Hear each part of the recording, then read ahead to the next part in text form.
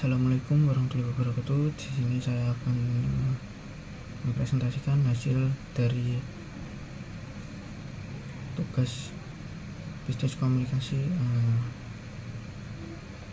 guna memenuhi ujian akhir semester. Berikut adalah daftar isi dari perusahaan. Yang pertama, profil singkat perusahaan. Kedua, gambaran struktur organisasi. Ketiga, pola komunikasi. Keempat, gaya kepemimpinan manajer. Kelima, peran manajer. Keenam, tipe karyawan. Dan ketujuh, observasi keberhasilan atau kegagalan pola komunikasi dalam divisi tersebut. Pertama itu profil singkat perusahaan. Nama perusahaannya itu PT Telkom Indonesia Persero Tbk dalam industri telekomunikasi. Deskripsi perusahaan: PT Telkom Indonesia adalah perusahaan milik negara yang bergerak di bidang layanan telekomunikasi dan jaringan di Indonesia. Telkom menawarkan berbagai layanan seperti telepon, internet, broadband, dan televisi berlangganan melalui merek IndiHome. Berikut adalah struktur organisasi PT Telkom Group, bisa dilihat di sini. Selanjutnya yaitu pola komunikasi. Pola komunikasi di PT Telkom Indonesia mencakup berbagai saluran dan metode, baik formal maupun informal. Yang pertama yaitu komunikasi vertikal. Komunikasi vertikal dibagi menjadi dua, yaitu ada top down dan bottom up. Yang top down itu adalah instruksi dan kebijakan dari manajemen puncak disampaikan ke tingkat yang lebih rendah melalui rapat, email resmi, dan portal internet. Untuk bottom up yaitu karyawan dapat menyampaikan umpan balik dan laporan melalui sistem manajemen kinerja survei.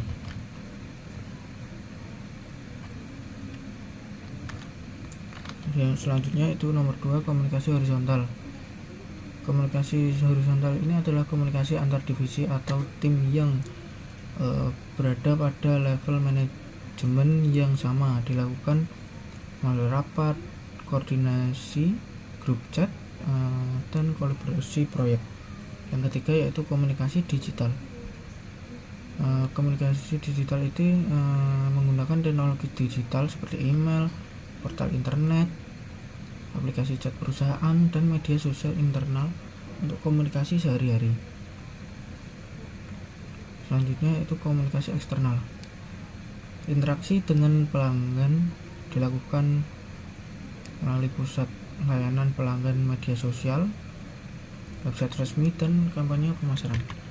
Selanjutnya yaitu gaya kepemimpinan manajer dalam satu divisi. Gaya kepemimpinan manajer di divisi layanan pelanggan. Nama manajernya yaitu Bapak Ahmad Sugiharto. Gaya kepemimpinan beliau yaitu transformasional yang mencakup satu karakteristik. Karakteristik ini dibagi menjadi 3, yaitu memiliki visi yang jelas, mendorong inovasi dan perubahan, memberikan perhatian dan dukungan individu pada setiap anggota tim. Yang kedua yaitu implementasi. Bapak Ahmad sering mengadakan sesi brainstorming, menyampaikan visi perusahaan secara berkala, memberikan umpan balik konstruktif, dan penghargaan atas pencapaian individu di dalam suatu tim. Peran manajer di dalam suatu divisi atau unit. Yang pertama yaitu mendorong partisipasi aktif dari semua anggota tim. Yang kedua, membangun lingkungan kerja yang terbuka dan inklusif. Yang ketiga, mengadakan rapat rutin tim mana semua anggota tim dapat menyampaikan pendapat dan saran. Keempat, menerima dan mempertimbangkan umpan balik. Yang terakhir yaitu membentuk tim kerja untuk proyek-proyek tertentu. Selanjutnya tipe karyawan X atau Y. Menurut teori X dan Y, Douglas McGregor, karyawan dapat dikelompokkan menjadi dua tipe. Teori X mengasumsikan bahwa karyawan secara inherent tidak menyukai pekerjaan dan harus dipaksa atau diawasi secara ketat untuk bekerja. Teori Y mengasumsikan bahwa karyawan melihat pekerjaan sebagai hal yang alami dan akan berusaha keras jika mereka termotivasi. Sebagian besar karyawan di divisi layanan pelanggan dan divisi pengembangan bisnis menunjukkan karakteristik tipe Y. Yang kedua, beberapa karyawan di divisi operasional yang lebih rutin cenderung menunjukkan karakteristik tipe X, membutuhkan penguasaan dan motivasi eksternal. Yang ketiga, 70% karyawan merasa termotivasi oleh kesempatan untuk belajar dan berkembang, yaitu masuk ke karakteristik tipe Y. Yang terakhir, yang keempat, yaitu 30% karyawannya merasa lebih termotivasi oleh intensif finansial dan pengawasan ketat, masuk ke karakteristik tipe X. Selanjutnya yaitu observasi keberhasilan atau kegagalan dalam pola komunikasi dalam divisi atau unit tersebut.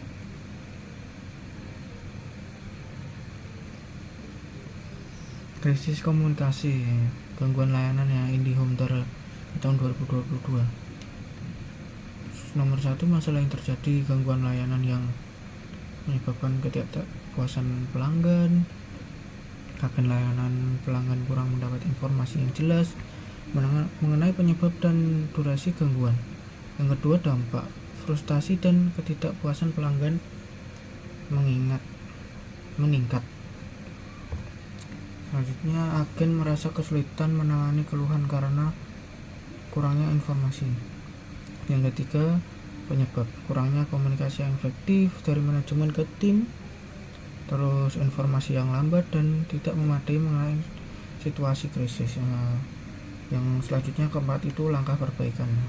Setelah evaluasi, manajemen meningkatkan sistem komunikasi internal dengan menyediakan update real-time melalui CRM dan grup chat, mengadakan pelatihan komunikasi krisis untuk semua anggota tim layanan dan pelanggan.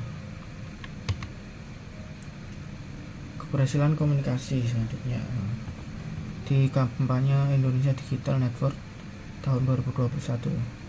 Keberhasilan yang terjadi, pertama, komunikasi yang efektif mengenai tujuan dan manfaat kampanye, keterlibatan aktif agen dalam mendukung kampanye.